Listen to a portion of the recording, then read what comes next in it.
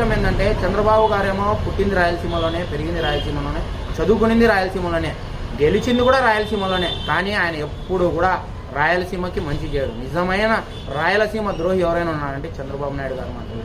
ఎందుకంటే గతంలో కూడా 2014-19లో ఇదే అనంతపూర్లో ఎయిమ్స్ మెడికల్ కాలేజ్ తీసుకొని వస్తామని చెప్పి అక్కడ కేటాయించిందే సెంట్రల్ గవర్నమెంట్. ఆ కాలేజీని తీసుకొని పోయి అమరావతికి కేటాయించిన వ్యక్తి ఈ వ్యక్తి చంద్రబాబు నాయుడు గారు.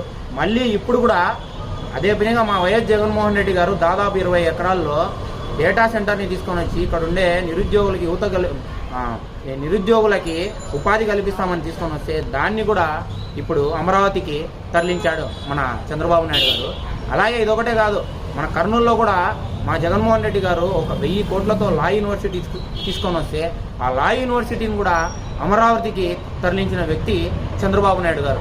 నిజంగా ఇంకొకటి దౌర్భాగ్యమైన విషయం ఏంటంటే మా పులివెందుల ప్రాంతానికి సంబంధించి మెడికల్ కాలేజ్ దాదాపు 500 కోట్లతో యుద్ధ ప్రతిపాదనగా మా జగన్మోహన్ రెడ్డి గారు పూర్తి చేస్తే అందులో తరగతులుగా ఓపెన్ అయ్యే టైంలో ఈయన నేషనల్ మెడికల్ కౌన్సిల్కి లెటర్ రాసి 50 మెడికల్ సీట్లని రాకుండా అడ్డుపడతాడు.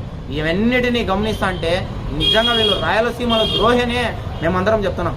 నిజంగా ఇంకొకసారి కన్నా లోకేష్ అయినా చంద్రబాబు నాయుడు అయినా మన కడపలో కానీ రాయలసీమలో కానీ ఎక్కడైనా అడుగు పెడితే మా యువత తరఫున మేమేందో పిడికెలు బిగించి మరీ వాళ్ళకి ఎదురు తిరుగుతాం.